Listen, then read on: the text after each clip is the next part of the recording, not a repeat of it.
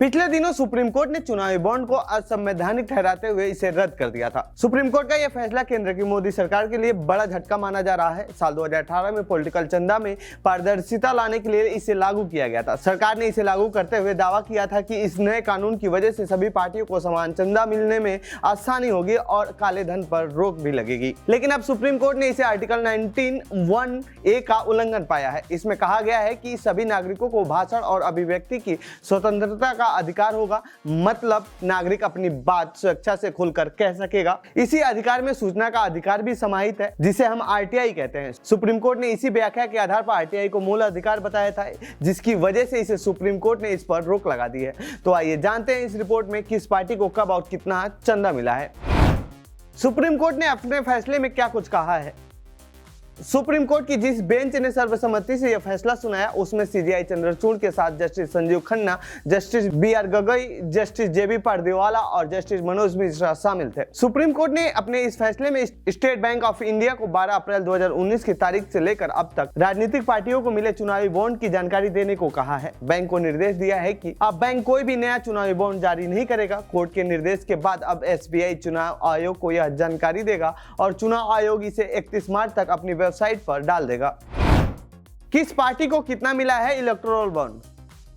इस बीच यह जानकारी सामने आई है कि इलेक्टोरल बॉन्ड स्कीम आने का सबसे ज्यादा फायदा पिछले 6 सालों में बीजेपी को मिला है। बीजेपी को कुल इलेक्टोरल बॉन्ड का 57% हिस्सा मिला है। पार्टी चुनाव आयोग को बता चुकी है कि उसे 2017 से 2022 के बीच इलेक्टोरल बॉन्ड के जरिए कुल 5271.97 करोड़ रुपए मिले हैं। कांग्रेस को इलेक्टोरल बॉन्ड से 952.29 करोड़ रुपए का चंदा मिला है। इन आंकड़ों को देखें तो पता चलेगा कि इलेक्टोरल बॉन्ड से चंदे के मामले में बीजेपी और कांग्रेस के बाद टीएमसी तीसरे नंबर पर है। पश्चिम बंगाल में 2011 से सत्ता पर काबिज टीएमसी को 2017 से 22 के बीच 767.8 करोड़ रुपए का चंदा मिला है। वहीं ओडिशा के सत्ताधारी पार्टी बीजेडी को 622 करोड़ रुपए के साथ चौथे नंबर पर है। इसी तरह तमिलनाडु की सत्ताधारी पार्टी डीएम के 431.50 करोड़ रुपए के साथ 5वें नंबर पर है, जबकि दिल्ली और पंजाब की सत्ता संभालने वाली आम आदमी पार्टी को 48.83 करोड़ रुपए का चंदा मिला है। इस तरह बिहार में लंबे समय से सत्ता में रही जेडीयू ने 24.4 करोड़ रुपए का चंदा मिलने की बात कही है।